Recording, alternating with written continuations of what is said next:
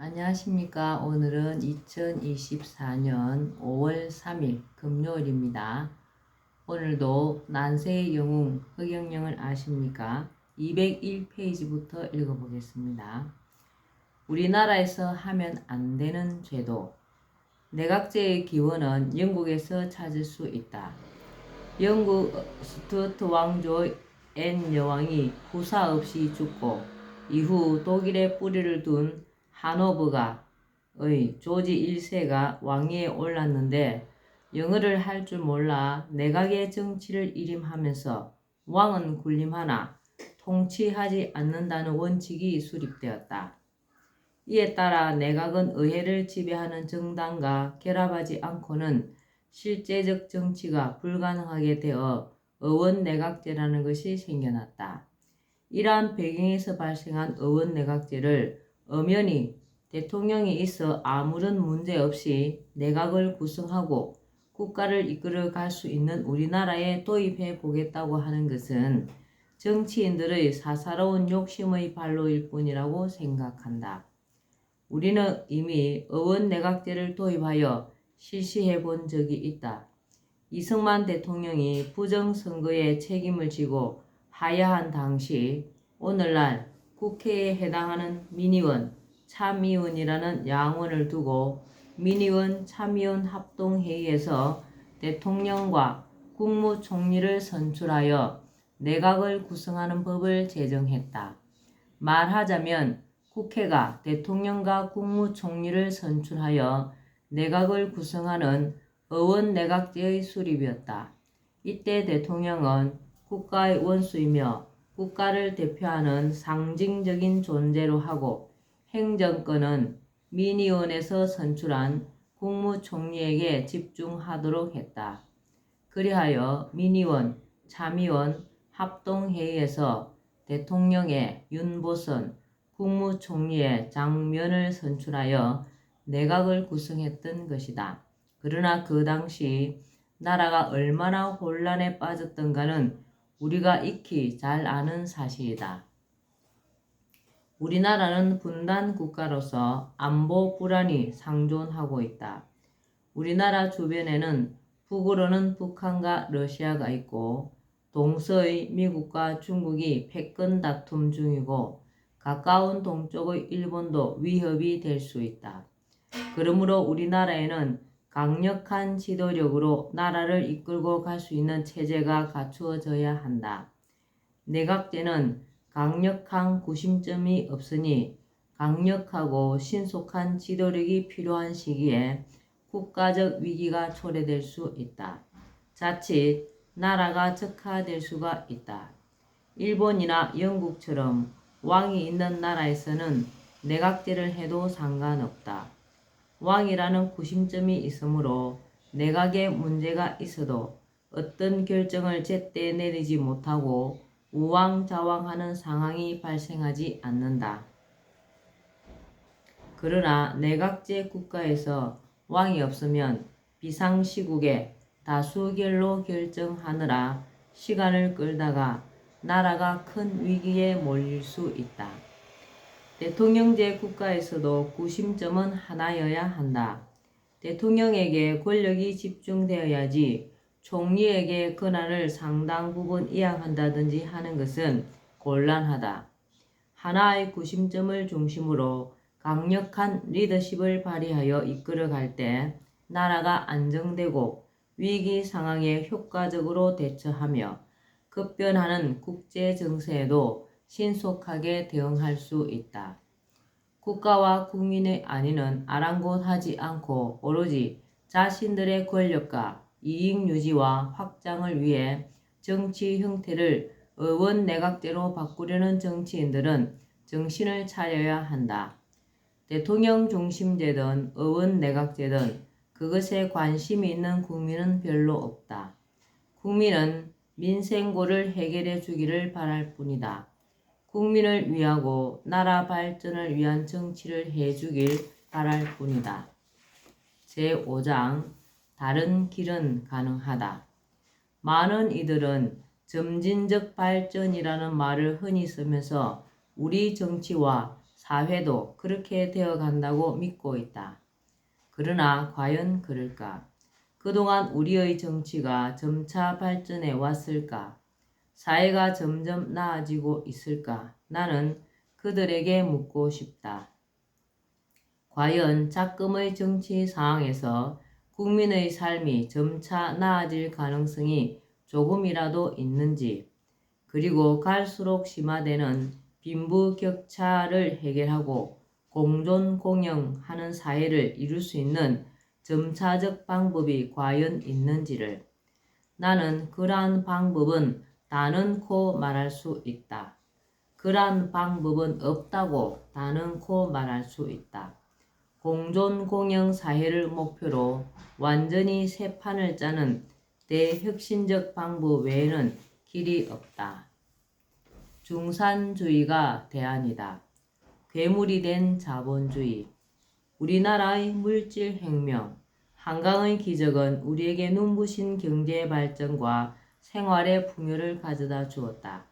산업화가 더욱 진전되면서 국가 전체의 부의 규모는 더욱 커졌고 사람들의 생활도 몰라보게 달라졌다. 그러나 자본주의는 본질적으로 부익부 빈익빈을 만들게 되는 제도이다. 무한 경쟁의 자유시장 경제 속에서는 돈을 많이 버는 사람과 못 버는 사람이 있게 마련이고, 돈을 많이 번 사람은 그 돈을 투자하여 더 큰 돈을 벌게 되는 것이다. 그리고 이것이 반복되면 그 격차는 엄청나게 커지고 급기야는 부유한 자들이 국가의 부를 대부분 차지하기 쉬운 구조이다. 산업이 한창 발전하는 시기에는 비교적 돈을 벌 수 있는 기회가 많으므로 어느 정도 경제력을 가진 중산층이 형성되지만, 산업이 고도화되면 첨단 기술과 막강한 자본력을 가진 기업가에게로 부가 초집중되는 현상이 나타나 중산층이 약화되고 양극화 현상이 일어난다.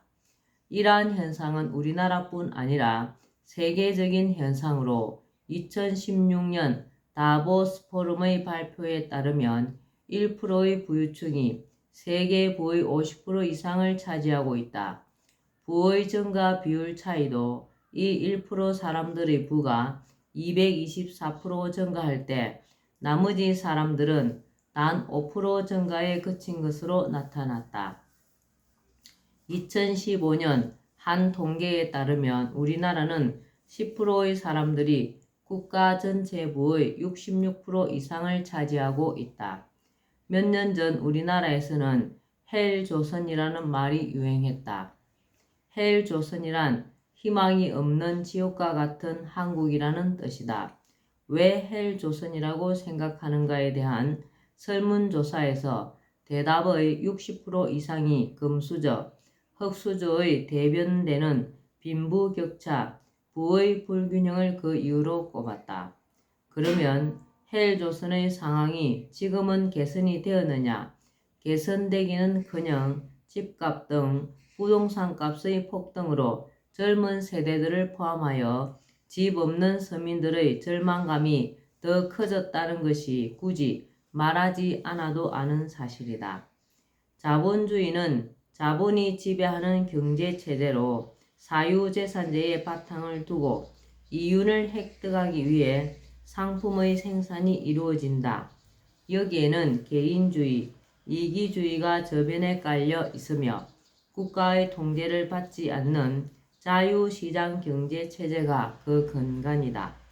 자본주의의 장점은 개인의 자유를 존중하고 사유재산을 인정하여 자유롭게 경제활동을 펼치고 근로의욕을 높여 생산성을 높일 수 있으며 기술 발전에 유리하다는 것이다. 그러나 자본주의는 경기가 침체와 호황을 반복하는 문제 외에 앞서 말한 부익부, 빈익빈이라는 심각한 문제가 있다.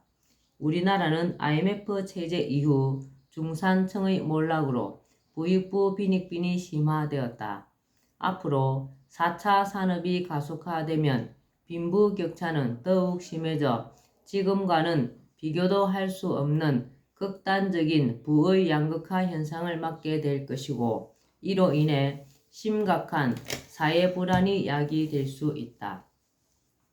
현 자본주의에 대한 아무런 수정 없이 이대로 4차 산업시대로 나아가게 된다면 첨단 기술을 가진 소수의 사람과 가지지 못한 대부분 사람들 사이에 엄청난 사회 갈등과 전쟁이 예고되어 있다고 해도 과언이 아니다.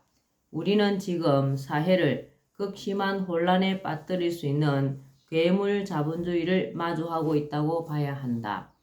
실패한 공산주의. 공산주의는 사유재산 제도의 부정과 공유재산 제도의 실현으로 빈부의 차를 없애려는 사상이다. 노동자들이 열심히 일해도 가난한 것은 자본가가 노동자가 가져가야 할 부를 착취하기 때문으로 간주하고 일체의 사유재산을 없애고 공동재산으로 하며 생산과 분배를 공동으로 하자는 것이다. 창시자는 독일의 마르크스이며 창시자 이름을 따 마르크스주의라고도 한다. 구소련의 레닌이 20세기 초 러시아에서 공산혁명을 일으켜 볼셰비키 혁명, 최초의 공산주의 국가를 탄생시켰으며 이후 동유럽과 중국, 인도차이나 반도, 북한 등지에서도 공산정권이 수립되었다. 공산주의자들은 역사의 발전에 따라 지구상의 장차 자본주의는 모두 없어지고 공산사회가 올 것이라고 예측했다. 그러나 공산주의는 인간의 자유의지와 이기주의적 성향을 무시하고 사유재산제를 인정하지 않음으로써 근로의욕 상실과 기술 발달 저해 등으로 생산성이 떨어져 모두가 가난해지는 결과를 초래했다. 결국 1990년대 공산주의 종주국인 소련이 붕괴되고 이후 동유럽 공산국가들도 공산주의 체제에서 벗어나기에 이르면서 종말을 고했다. 중국도 정치 체제는 사회주의 체제이나 경제는 이미 자본주의 체제로 운영되고 있다. 자본주의가 망할 것이라고 했으나 공산주의가 먼저 무너진 것이다. 자본가 계급을 타파하고 평등한 세상을 건설한다는 기치를 내걸고 많은 피를 흘리며 이루었던 공산체제는 이후 공산당 간부와 절대 다수의 인민이라는 계급을 형성하여 소수의 공산당 간부가 절대 다수의 인민 위에 군림하며 권력과 부를 독차지하는 모순된 모습을 보이기도 했다. 근본적인 변화, 중산주의의 길. 시장에 보이지 않는 손이 존재하여 정부가 개입하지 않고 가만히 두어도 경제는 잘 굴러갈 것이라고 믿었던 자본주의는 2차 세계대전 직전 대공황이 발생하면서 커다란 위기에 봉착했다. 국가가 시장에 개입하는 케인스식 수정 자본주의가 대두한 배경이다. 미국의 루스벨트 대통령이 케인스의 말을 받아들여 유효 수요를 창출하기 위한 뉴딜 정책으로 대공황의 위기를 극복한 것은 잘 아는 사실이다.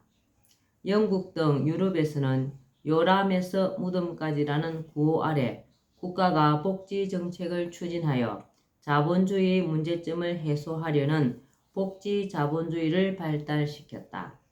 그러나 결국 영국은 과도한 복지비 지출로 재정 적자에 허덕이며 경제가 활력을 잃었고 설상가상 1970년대 초 오일 쇼크로 인한 스태그플레이션으로 경제 위기를 맞게 되었다.